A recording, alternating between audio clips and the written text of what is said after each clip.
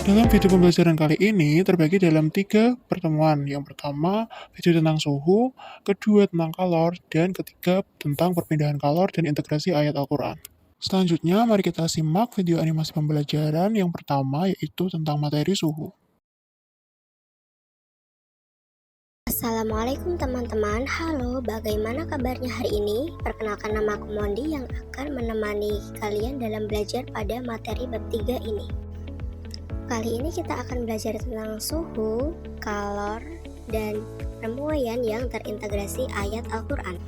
Kita mulai dengan materi suhu. Apakah kalian tahu apa itu suhu?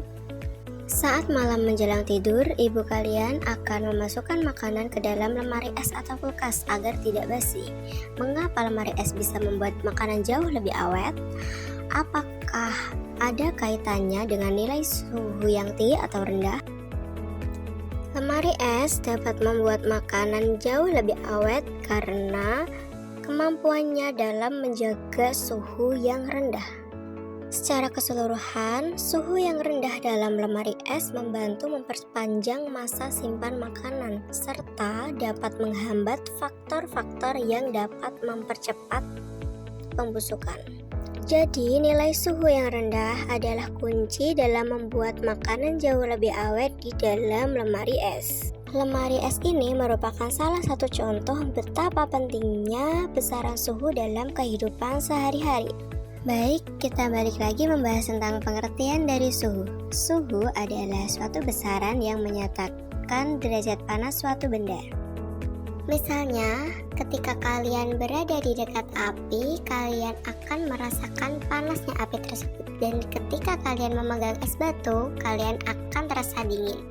Ketika kamu merasa tidak enak badan, biasanya kamu otomatis mengecek keningmu apakah terasa hangat atau tidak.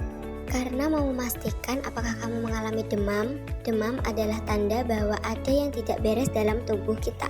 Salah satu tandanya yaitu peningkatan suhu dalam tubuh. Nah, yang dikatakan demam itu ketika tubuh kita merasa hangat, panas, atau panasnya seberapa sih? Memang indera peraba atau indera perasa kita dapat merasakan tingkat panas pada tubuh. Namun, kalau cuma indera saja tidak bisa digunakan sebagai acuan atau tidak pasti. Karena presensi tingkat panas orang satu dengan yang lain itu berbeda. Jadi, gimana nih cara kita mengetahui dengan akurat suhu tubuh seseorang ataupun suhu-suhu zat lainnya? Suhu harus diukur dan dinyatakan secara pasti dengan angka serta alat ukur suhu yang memiliki skala atau ukuran. Mengapa bisa demikian? Seperti suhu di dalam lemari pendingin. Agar dapat menyimpan makanan dengan baik, maka suhunya harus diatur pada angka yang tepat. Seperti juga memasak daging nih, sampai suhu berapa agar daging bisa matang dengan baik, sekaligus bakteri atau kuman penyakit bisa mati. Ini merupakan alat untuk mengukur suhu secara tepat, yaitu ada termometer. Termometer adalah alat ukur suhu yang paling akurat. Banyak sekali jenis termometer tergantung tujuannya untuk mengukur apa dan jangkauan pengukurannya pada masing-masing termometer. Misalnya kalau hanya termometer tubuh saja, jangkauan suhunya hanya berkisar 30-40 derajat Celcius. Ya, karena tidak ada manusia yang suhunya di bawah 30 derajat Celcius atau di atas 50 derajat Celcius. Di industri misalnya, termometer yang digunakan bisa sampai menjangkau 200 derajat Celcius, atau termometer yang dapat mengukur suhu lemari es dapat mencapai suhu rendah minus 10 derajat Celcius. Karena memang suhu kulkas diatur rendah agar tidak ada bakteri yang membusuk yang berkembang.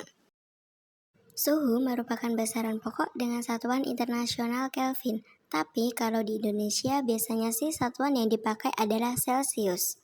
Ketika kamu mengukur suhu minuman teh, kamu dapat menggunakan baik satuan Kelvin ataupun Celcius. Nanti angkanya akan berbeda.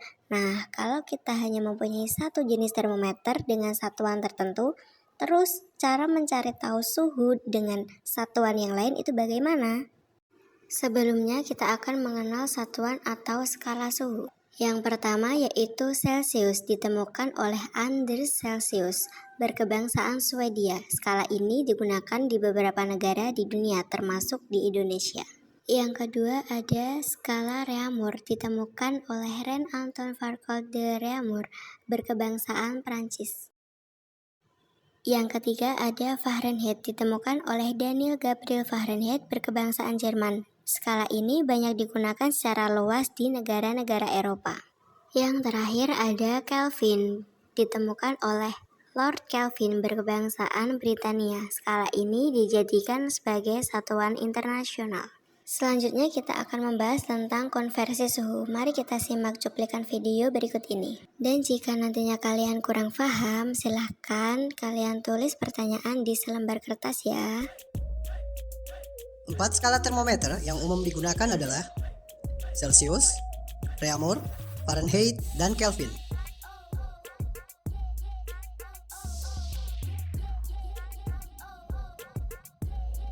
Keempat skala tersebut memiliki batas atas dan batas bawah. Batas bawah termometer ditentukan berdasarkan suhu es ketika mencair. Sedangkan batas atas termometer ditentukan berdasarkan suhu air ketika mendidih.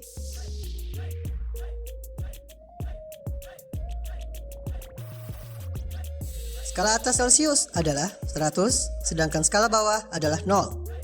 Skala atas Réaumur adalah 80, sedangkan skala bawah adalah 0. Skala atas Fahrenheit adalah 212, sedangkan skala bawah adalah 32.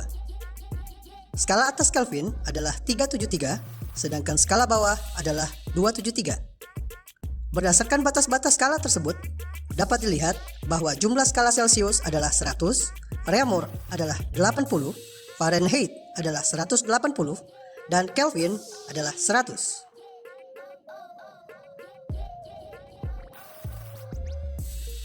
Jika kita tuliskan kembali perbandingan antara C, R, F kurang 32, dan K kurang 273 adalah 100 banding 80 banding 180 banding 100. Atau 5 banding 4 banding 9 banding 5. Contoh soal 1. Jika termometer Celsius menunjukkan skala 30, berapakah penunjukan termometer skala Réaumur? Kita jawab, R sama dengan 4/5 kali 30. R sama dengan 24. Jadi, termometer skala Réaumur akan menunjukkan angka 24 derajat. Réaumur. Contoh soal 2. Apabila termometer Celsius menunjukkan angka 40, berapakah penunjukan angka pada termometer Fahrenheit? Pembahasan dari soal ini adalah F-32 sama dengan 9/5 dikali 40. Nah, 9/5 kali 40 sama dengan 72. Lalu, minus 32 pindah ruas menjadi plus 32. Jadi, 72 ditambah 32 sama dengan 104 derajat Fahrenheit. Setelah menonton video tersebut, apakah ada pertanyaan? Kalau ada, kita simpan dulu pertanyaannya ya. Kita lanjut ke materi selanjutnya, yaitu perubahan wujud akibat suhu. Yang pertama ada pemuaian pada zat padat. Pemuaian pada zat padat meliputi perubahan pada panjang, luas, dan volume dari zat padat itu sendiri. Nah, contohnya ada pada sambungan rel kereta api. Sambungan ini dibuat longgar bertujuan untuk memberikan ruang pada saat terjadi pemuaian pada rel tersebut, sehingga rel kereta api tidak melengkung. Contohnya lagi pada pembangunan jembatan atau jalan layang yang harus memperhatikan sifat pemuaian dan penyusutan suatu benda. Jembatan umumnya dibuat dari besi atau baja yang saling disambungkan satu dengan lainnya. Untuk itu, agar sambungan besi atau baja tidak melengkung karena memuai akibat panas matahari atau tidak menyusut di malam hari, maka sambungan besi atau baja tidak boleh dipasang rapat satu dengan yang lainnya. Harus ada rongga pada sambungan-sambungan tersebut. Selanjutnya ada contoh keping bimetal, yaitu keping logam yang terdiri dari dua jenis logam yang berbeda, yang mempunyai koefisien muai panjang yang berbeda. Contoh, koefisien muai panjang aluminium adalah 0,000026, sementara koefisien muai panjang besi adalah 0,000012. Sehingga jika dipanaskan, keping logam tersebut akan melengkung ke arah logam yang mempunyai koefisien yang lebih kecil. Dalam hal ini adalah besi, karena koefisien muai panjang besi lebih kecil dibandingkan dengan koefisien muai panjang dari aluminium. Keping bimetal atau termostat ini akan dijadikan sebagai saklar otomatis pada berbagai macam alat-alat elektronik seperti kulkas, mesin cuci, motor, mobil, dan setrika. Yang kedua ada pemuaian pada zat cair. Terjadi perubahan volume pada zat cair. Pemuaian pada zat cair lebih mudah atau lebih cepat teramati jika dibandingkan dengan pemuaian pada zat padat. Pemuaian pada zat cair dapat kita lihat pada saat kita memasak air di dalam panci yang berisi air penuh. Maka ketika mendidih, air tersebut akan mendorong tutup panci naik ke atas. Ini membuktikan bahwa air tersebut mengalami pemuaian. Yang ketiga ada pemuaian pada zat gas. Pemuaian pada zat gas dapat dibuktikan dengan percobaan sederhana, yaitu sebagai berikut. Siapkan 2 botol dan 2 balon, kemudian masing-masing balon masukkan ke dalam masing-masing mulut botol. 1 botol letakkan ke dalam air dingin dan 1 botol letakkan di air panas. Balon pada botol yang dimasukkan ke dalam air panas akan mengembang. Hal ini membuktikan bahwa gas di dalam balon tersebut memuai. آتوني زبر الحديد حتى إذا ساوى بين الصدفين قال انفخوا حتى إذا جعله نارا قال آتوني أفرغ عليه قطرا. Artinya, ingatlah ketika Musa berkata kepada keluarganya, sesungguhnya aku melihat api, aku kelak akan membawa kepadamu kabar baik daripadanya, atau aku membawa kepadamu suluh api supaya kamu dapat berdiam. Pada ayat ini menunjukkan adanya keterkaitan dengan perpindahan panas secara radiasi dengan lafal yang artinya, aku membawamu kepada suluh api supaya kamu dapat berdiam. Perpindahan panas dapat terjadi karena adanya pancaran gelombang elektromagnetik yang mengalirkan kalor tanpa adanya suatu perantara. Maka, berdasarkan ayat tersebut, energi panas yang dikeluarkan oleh api mampu mengalir tanpa adanya perantara. Sehingga energi panas tersebut diserap oleh tubuh yang mampu memberikan kehangatan. Bagaimana, mudah dipahami bukan? Demikian pembelajaran kali ini, sampai jumpa lagi pada video animasi pembelajaran berikutnya ya.